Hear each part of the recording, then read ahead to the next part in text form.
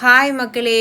இப்போ நம்ம எங்கே போகிறோம் அப்படின்னா, எங்கள் பெரியம்மா ஊரில் வந்து கும்பாஷம்னு சொல்லிட்டு வர சொல்லியிருந்தாங்க. முந்தின நாளே வர சொல்லியிருந்தாங்க. நம்ம ஊரில் சரியான மழைனால போக முடியல.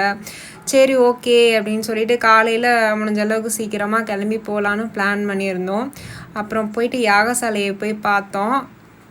என்னடா யாகசாலை வந்து கும்பாபிஷேகம்னா நல்லா டெக்கரேட் பண்ணி குடம்லாம் இருக்குமேன்னு நினைப்பீங்க.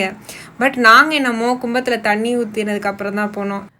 என்ன ரீசன் பார்த்தா, எங்கள் வீட்டில் இருக்க சில கேரக்டர் வந்து கிளம்ப ரொம்ப லேட் பண்ணிட்டாங்க. அதனால கும்பத்தில் தண்ணி ஊற்றிட்டாங்க.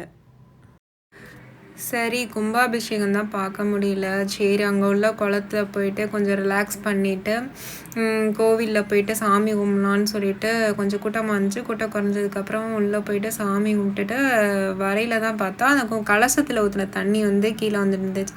சரி ஓகே இதை எடுத்து தொளிச்சிட்டு கிளம்பலாம் அப்படின்னு சொல்லிட்டு கும்பாபிஷேகத்துக்கு டைம் ஆயிடுச்சுன்னு கிளம்பிட்டோம்.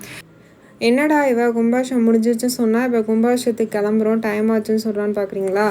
அதே ஊரில் 2 கும்பாபிஷேகம். காலையில் அந்த கும்பாபிஷேகம் தான் நம்மளால் டயத்துக்கு போக முடியல. அடுத்து உள்ள கும்பாபிஷேகத்துக்கு நம்ம டயத்துக்கு போயாச்சு.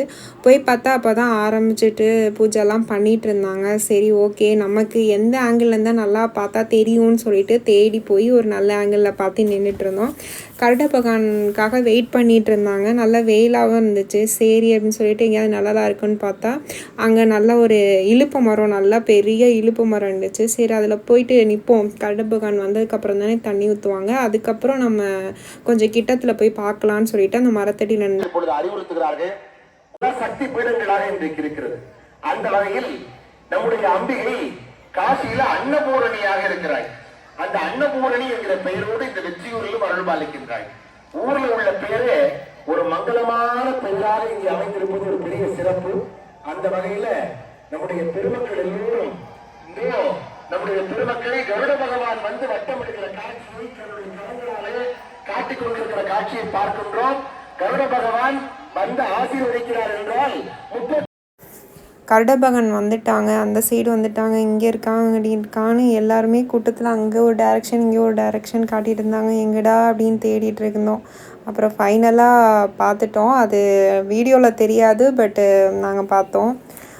அப்புறம் சரி ஓகே கருடபகன் வந்துட்டாங்க, இனி கும்பத்தில் தண்ணி ஊற்றுவாங்கன்னு சொல்லிட்டு எல்லாருமே ரெடி ஆகிட்டாங்க. நாங்களும் ரெடி ஆகிட்டோம்.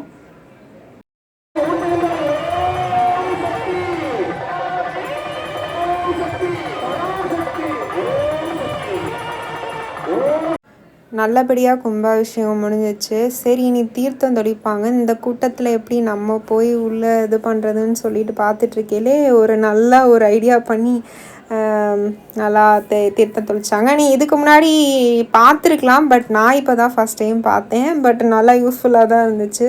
அதோடு அப்படியே வீட்டுக்கு கிளம்பிட்டோம். போகிற வழியில் ஜூஸ் கொடுத்தாங்க, அதை வாங்கி குடிச்சிட்டு அப்படியே கிளம்பிட்டோம். இந்த வீடியோ உங்களுக்கு பிடிச்சிருந்தா லைக் பண்ணுங்கள், ஷேர் பண்ணுங்கள், மறக்காமல் சப்ஸ்கிரைப் பண்ணுங்கள், பக்கத்தில் இருக்க பெல் ஐக்கானை கிளிக் பண்ணுங்கள். Tata bye bye.